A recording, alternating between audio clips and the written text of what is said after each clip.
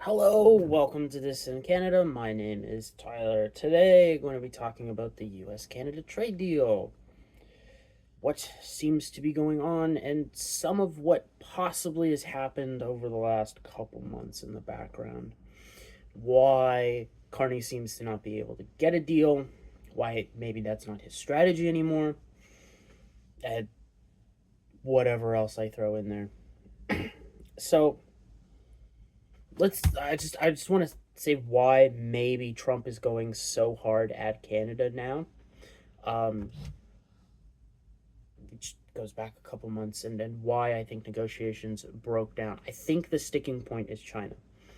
China Trump tried to break China a couple months ago with massive tariff packages, and it backfired because what did China do is they stopped the sale of rare earths, magnets, and a couple of other things to the United States. Just stopped, which China has a stranglehold on supplies, and it led to the point. It got to the point where U.S. manufacturing was going to have to cease on certain products due to the fact they couldn't get the supplies to build the shit.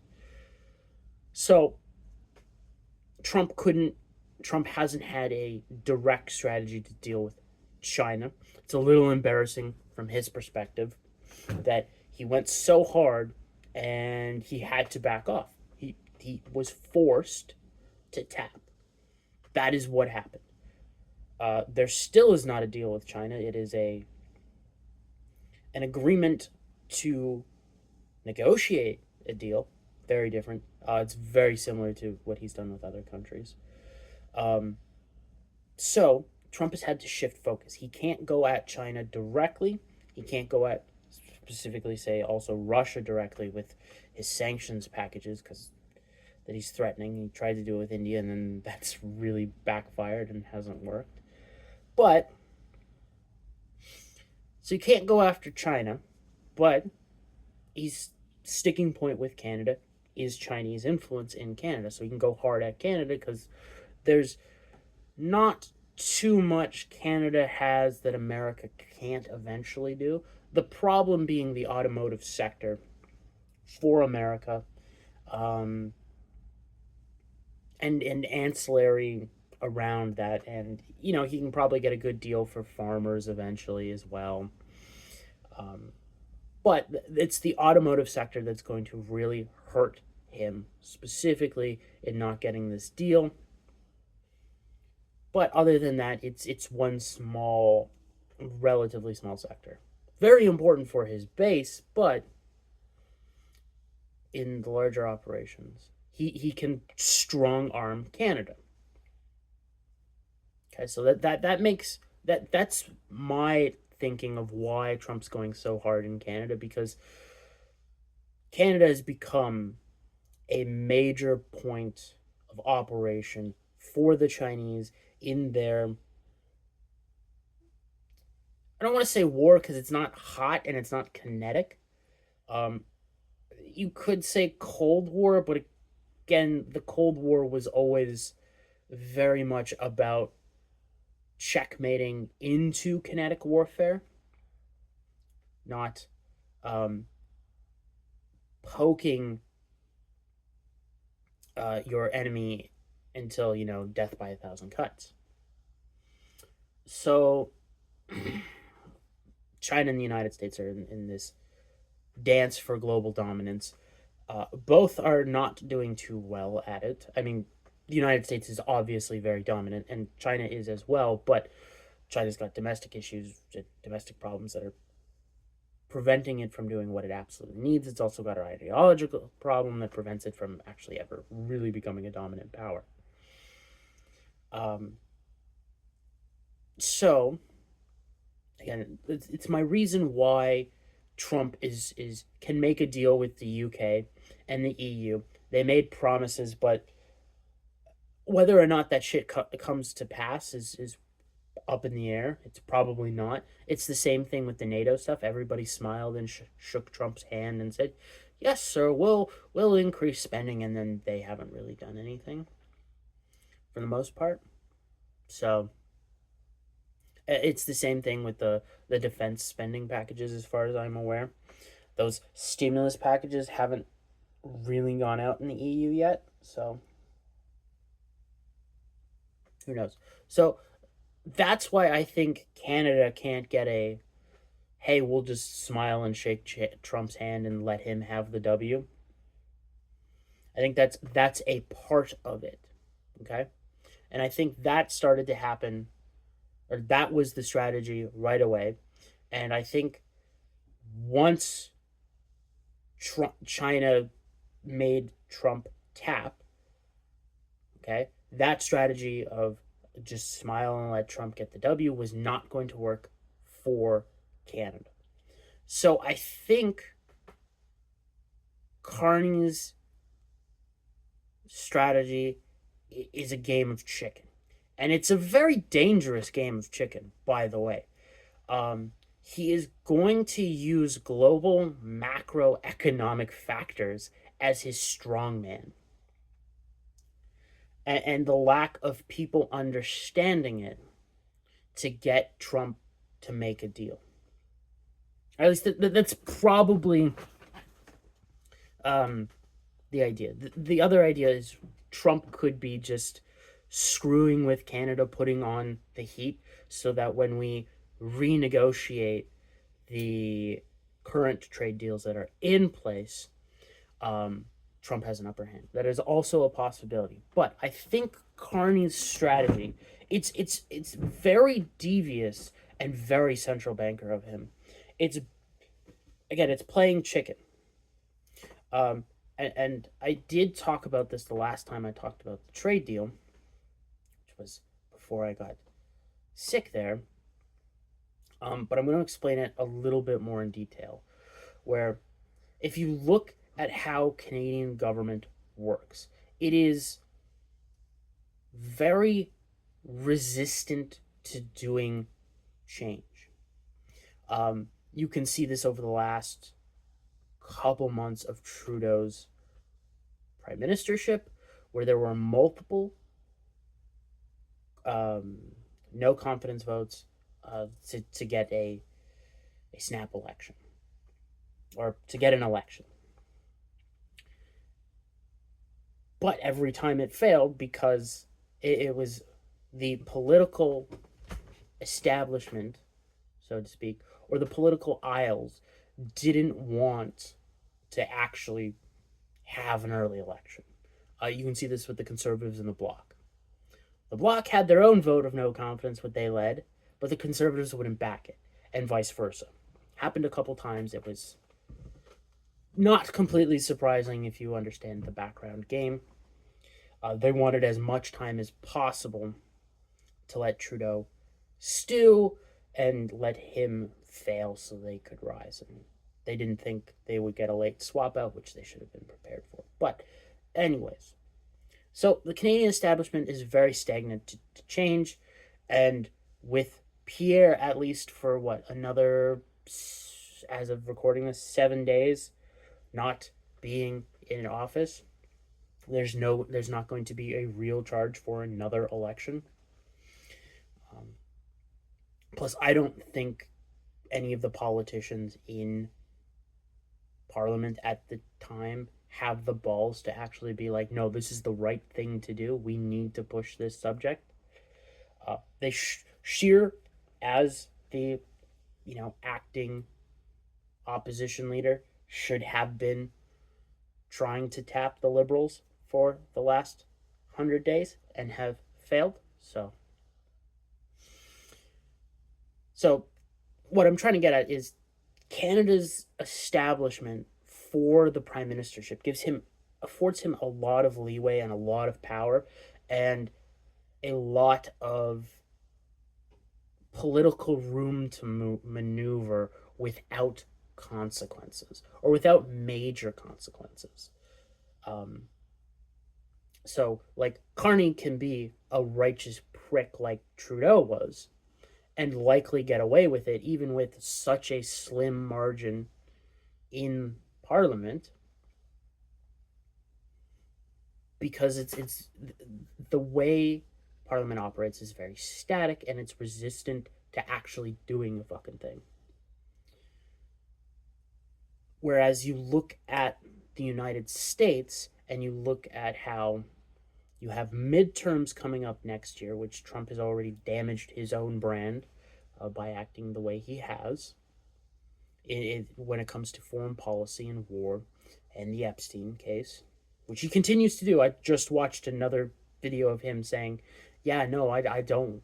Any of my supporters who still want the Epstein docs, fuck you. Or basically that. So Trump's going to have problems in the midterms. He may lose the House. He may lose the Senate. It's still up for grabs. It's still some time away, but Trump has the numbers have very clearly signaled he is in trouble, to say the least. But,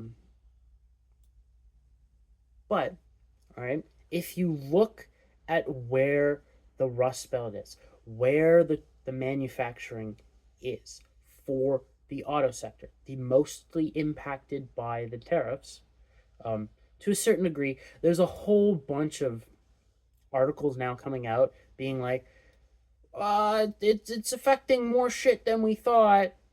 Carney kind of fucked up here. Like, Carney's having his own backroom battles with the Canadian nobility, so to speak. So but that's another topic. So, what likely Carney's strategy is, all right, is because the American people have more influence over direct action of what happens in American politics than Canada has. Carney could be using the economic global macro factors that I talk about all the freaking time about, hey, the economy's not really good and it's globally synchronized. He could be using that as a way to be like, look, Trump did this, man. The media is going to roll with it, with it. You know how that's going to work. Like, as soon as we start to get more recessionary environment things, like we'll probably continue to see more of the jobs reports from America go downhill, same here in Canada. Continued revisions down, all that nonsense that's been going on for years, continued economic slowing, and you'll start to actually see the mass layoffs. Maybe not, but when you look at, again, all the data, Carney has been a central banker for like the last 13 or so years, something like that. So he sees these data points that central banks see, and he's like, oh, this is the scenario. The media is going to go after Trump, say he caused it because of his tariffs, because it's unprecedented, rah, rah, rah, rah. All the same shit you're going to hear, all right? That gives Carney leverage, and it lays it in Trump's lap that, oh, he caused this. The auto sector is going to go potentially through another 2008. Bailouts, all the same things. And the where the auto sector is located in the United States is very important swing districts with very powerful unions. Now, these unions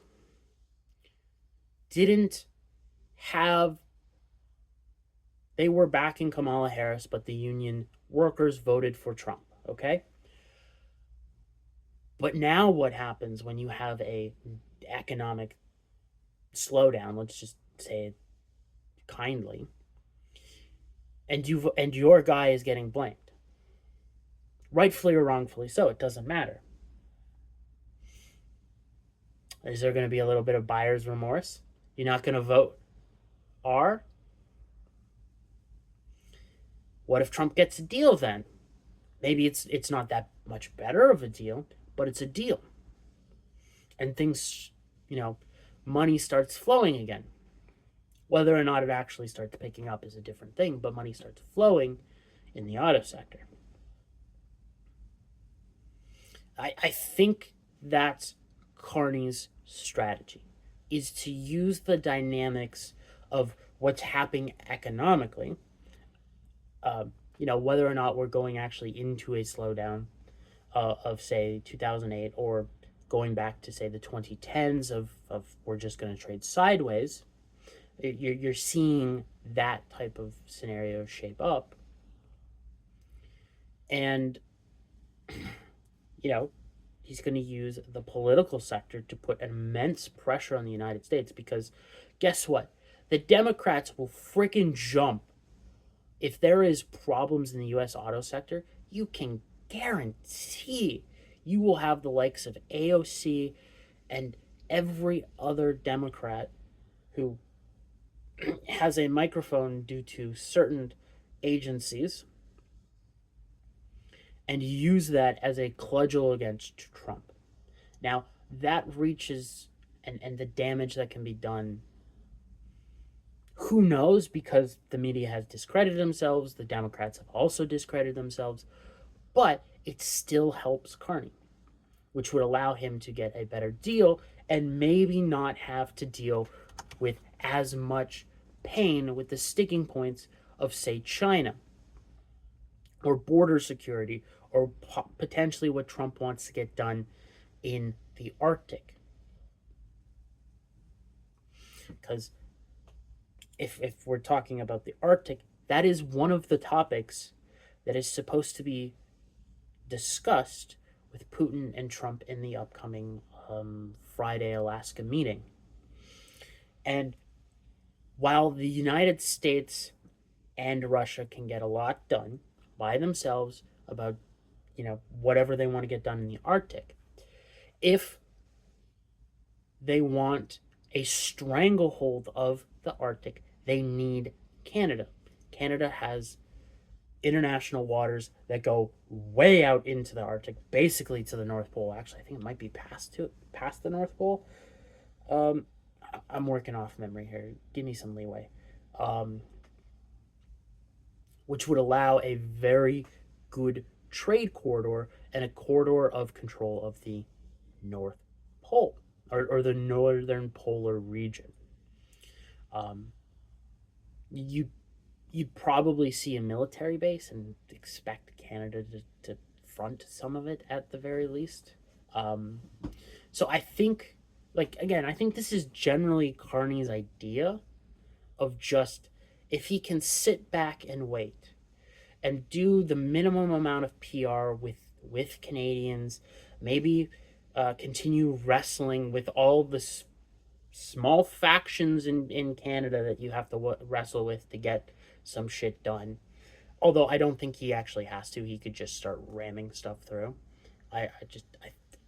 It's not the liberal way to have power and not create a false consensus of what they want to do is what needs to be done. Like, you can see it with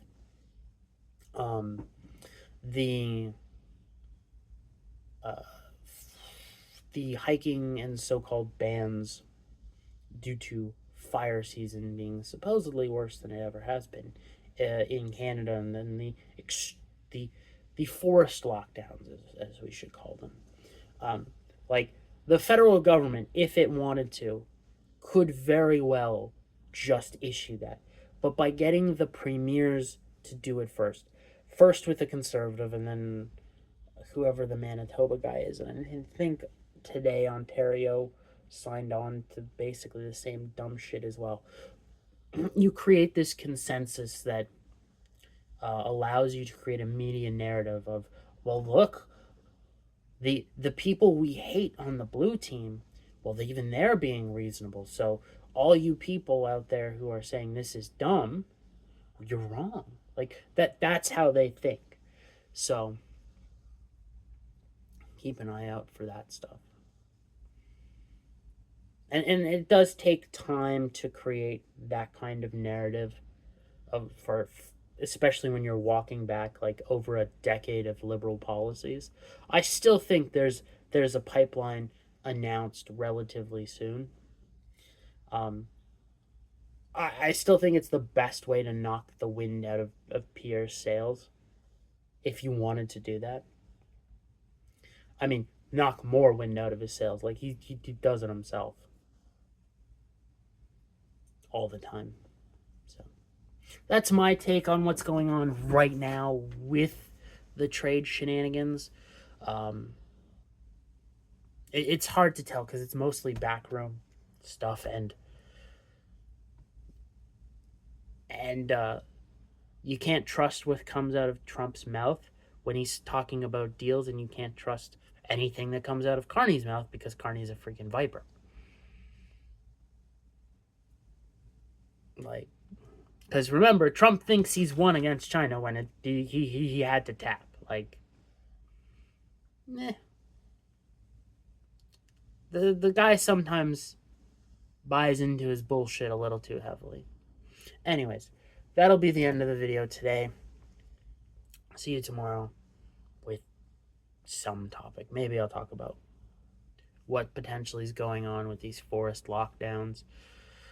There's a lot of speculation out there, but maybe more hints will come about in the next day or so. So keep an eye out for videos. They are back at 6:45 p.m. on weekdays. And maybe occasionally a bonus video if something very important happens, but we'll see. The only thing that would be very important to be happening that I could think of in the next couple of weeks would be like if Bitcoin and crypto does what I think it'll do, and then, but that's more like a month and a half out, so who knows. All right, have a good day. See you in the next video.